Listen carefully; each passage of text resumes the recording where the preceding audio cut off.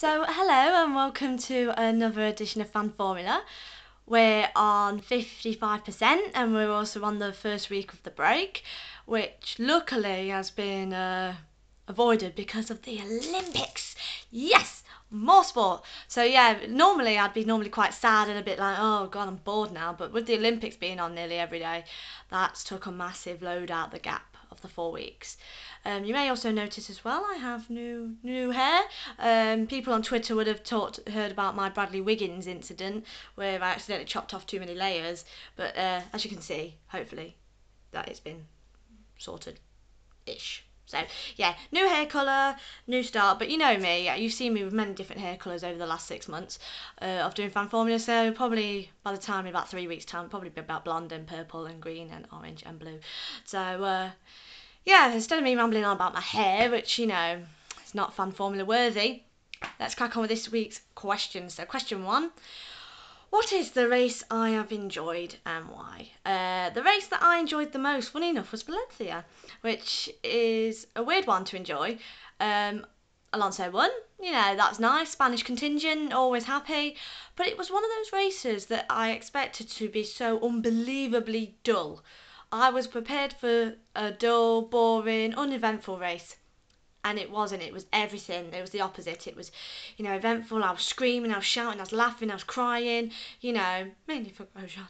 But I loved that race because Monaco is the race I normally enjoy the most, and it was the one that disappointed me the most. It was so processional and a bit dull, and with Monaco it was so, 5 laps from the end with so many cars close together and just nothing happened. No one would take the risk, which was quite dull. Whereas I thought Valencia, the one that would be the dullest and probably the most uneventful, was actually the one I really did enjoy.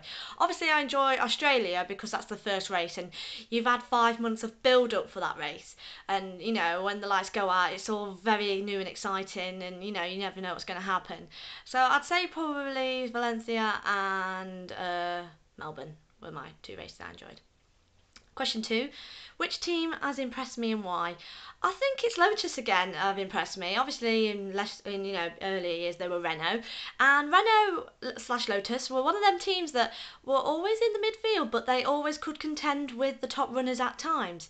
So I think it's one of them teams that have always sort of impressed me because they're quite innovative. Which I like. Sauber have impressed me too, but again they're the same. They're kind of in the midfield, but they sometimes will pull something out of the bag. They're doing new sponsorship deals, which is new and exciting. They've got a great team in Kobayashi and Perez. Lotus are the same. We've got a world champion comeback, and we've got a returning driver coming back with someone who didn't have as much form as they did now. So I think them two are very exciting teams, and they're always teams, to be honest, I tend to normally support anyway.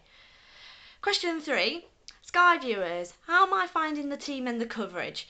Right, when I wasn't happy about Sky for a long time. Sky came on and it was a bit dull at first because the coverage is so unbelievably long.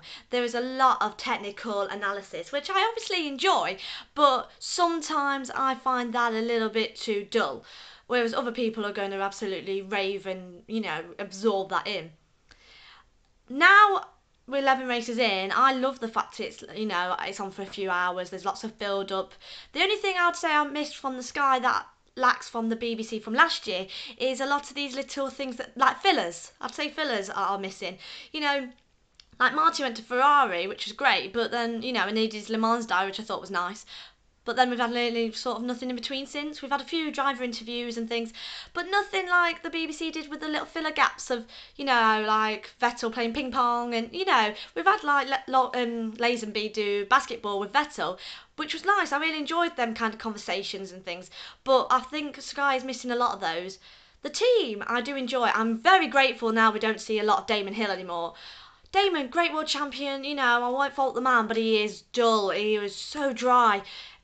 He drives me insane a little, but I love, everyone knows I'm a massive fan of Simon Lazenby. Yes, he's said some things in the past, which, may have been classed as distasteful. Would like to point out though, film buff over here, did film for 3 years. Grace Kelly died in 1982. It's been 30 years. People should get over it. People still make jokes about Hitler. And he was a bad man. So, yes, he said something. Yes, he apologised. Let's all get over it. It's done. Jake Humphrey is not exactly whiter than white. The team, I love Johnny Herbert. I love the banter between Herbert and Lazenby. I love Kravitz and Pinkham. I've always liked them too. I'm even starting to slowly warm to McNish and Davidson. I love Crofty anyway and Brundle. Crofty and Brundle were the team I've always wanted to have. So that Georgie's lovely, and I think she does, an okay job. I just sort of still don't see what her role really truly is in the team. I watch the F1 show and she doesn't bounce off Kravitz very well, which is, makes it a bit awkward. It's like they're on the first date and, but we're watching and it's a bit awkward. So, there's a few niggles and jigs and things, but I do like with Sky Team now, they do get other drivers in, like we had Villeneuve at Canada, and I do like having a little change round now and again, so it's not just Johnny Herbert, it's not just Damon Hill. We have a little mix around of people who've driven before, and I like that with the Sky coverage. So yeah, I wouldn't be without it now. I wouldn't be without the Sky coverage. The only thing I'd say about Sky coverage is the channel still needs some massive improvement, mainly for the coverage in between races. Bonus question, what is the biggest blunder in F1 this season? I have 3 blunders. I have 3. 3. 1. Jake Humphrey's face. But to be honest, that's not a blunder, that's just my personal opinion. And the fact that he obviously can't see forklift trucks. I'll link you that YouTube clip. Best thing ever. If you're ever depressed, just put that on. 2. One I don't think people are going to mention. The Spanish fire. The Williams pit crew fire. That's a massive blunder. That's not something that seems to have been forgotten about. Safety regulations were breached badly somewhere, which caused someone to have a high percentage of burns, and also not only put the Williams pit crew into trouble and into injury, but also other crews who were trying to help.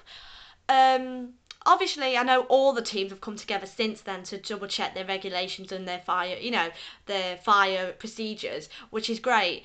Sometimes you need bad things to happen to reevaluate new things. It's like with safety in F1. It's like when Ayrton Senna died, safety changed, and since then we've not had a fatality. Sometimes you need something bad to create something good in the future.